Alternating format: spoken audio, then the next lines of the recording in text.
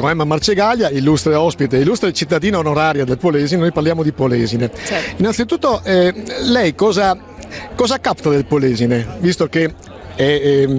conosce molto bene la nostra zona, diciamo è un'appassionata del nostro delta? Ma guardi, diciamo che il Polesine forse per vari anni è stato sottovalutato. Oggi invece secondo me c'è più consapevolezza che questo è un luogo ambientalmente di grande valore, si sta sviluppando un turismo di qualità anche diciamo compatibile con l'ambiente, quindi io credo che oggi il Polesine ha cominciato ad essere apprezzato per quello che è, certamente bisogna fare ancora di più,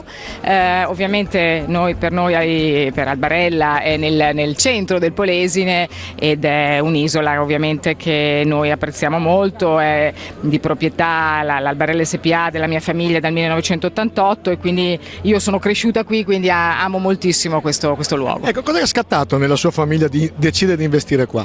Ma perché appunto come dicevo, noi la conoscevamo dagli anni 70, un po' dall'inizio, avevamo una casa qui, venivamo come turisti e proprio abbiamo cominciato ad apprezzarla moltissimo, abbiamo visto anche le potenzialità appunto di uno sviluppo fatto bene, l'abbiamo portato avanti negli anni e oggi Albarella comunque è un luogo di vacanza internazionale che piace ai tedeschi, agli svizzeri, agli olandesi, ai russi, ovviamente agli italiani e quindi abbiamo proprio visto le potenzialità di un luogo molto bello dove andavano fatte anche infrastrutture belle compatibili con l'ambiente. Ecco, approfittando della sua posizione ex presidente della Confindustria italiana e un ruolo di primissimo piano nella Confindustria europea, vale ancora la pena investire in Italia? Sì, io penso di sì, noi siamo la mia famiglia, una famiglia ovviamente di imprenditori italiani dove ancora noi produciamo più del 70% in Italia,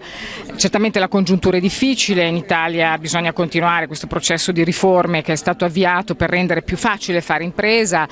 più come dire, semplice fare impresa, ma è ancora un luogo di valore, insomma, dove ci sono forze lavoro di persone molto valide, c'è ancora molto da fare, quindi io continuo a pensare che valga la pena investire in Italia.